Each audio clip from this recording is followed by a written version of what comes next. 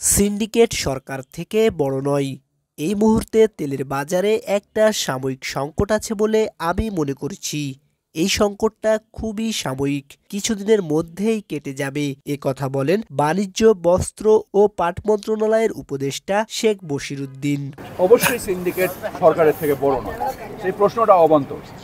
এবং আমরা আমাদের আইন শৃঙ্খলা নির্দিষ্ট করার জন্য আপনারা জানেন যে সরকার একটা অপারেশন ডেভিল হান্ট পরিচালনা করছে। আমরা আমাদের সমস্ত জায়গার স্থিতি নিচ্ছি, আমাদের মজুদ পরিস্থিতি, আমাদের সরবরাহ পরিস্থিতি, এবং আমরা আশা করি আল্লাহর রহমতে সব কিছুই ঠিকঠাক মতোই চলছে। এই মুহূর্তে তেলের বাজারে একটা সাময়িক সংকট আছে বলে আমি মনে করছি।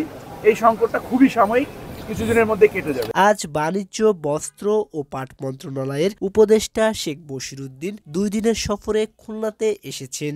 তিনি নগরীতে এসেই খালিশপুরের দৌলতপুর জুট মিলের উৎপাদন কার্যক্রম পরিদর্শন করেন। পরবর্তীতে সাংবাদিকদের বলেন, রাষ্ট্রীয় মালিকানাধীন জুট ও টেক্সটাইল মিলগুলো আস্তে আস্তে ব্যক্তি খাতে ছেড়ে দিতে সরকার আগ্রহী। কারণ আমরা দেখেছি দীর্ঘমেয়াদে সরকারি ব্যবস্থাপনায় এটা ফলপ্রসূ হয়নি।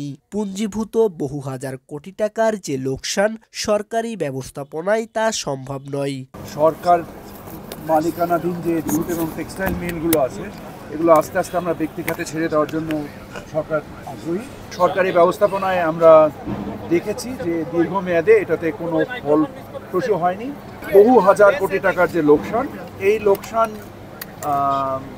সরকারি ব্যবস্থাপনায় এটা সম্ভব না। ব্যক্তি খাতে আসলে আমরা যেমন এখানে দেখছি যে জুট এবং জুতো একসাথে মিলিয়ে তারা একটা ব্যবসায়িক পরিকল্পনার কাজ করছে, এবং যেটা এই ধরনের উদ্ভাবনী কর্মকাণ্ড সরকারি খাতে সম্ভব নয়। উপদেষ্টা 11 ফেব্রুয়ারি সকাল 9:30টায় টিসিবি ট্রাকসেল কার্যক্রমের উদ্বোধন অনুষ্ঠানে প্রধান অতিথি হিসেবে যোগদান। সকাল 10:30টায় ও দুপুর 2:30টায় টিসিবির ফ্যামিলি কার্ডধারী উপকারভোগীদের হোম ভিজিট করবেন। পরবর্তীতে বিকালে তিনি ঢাকার উদ্দেশ্যে খুলনা ত্যাগ করবেন। SM. Rohan, voice of tiger.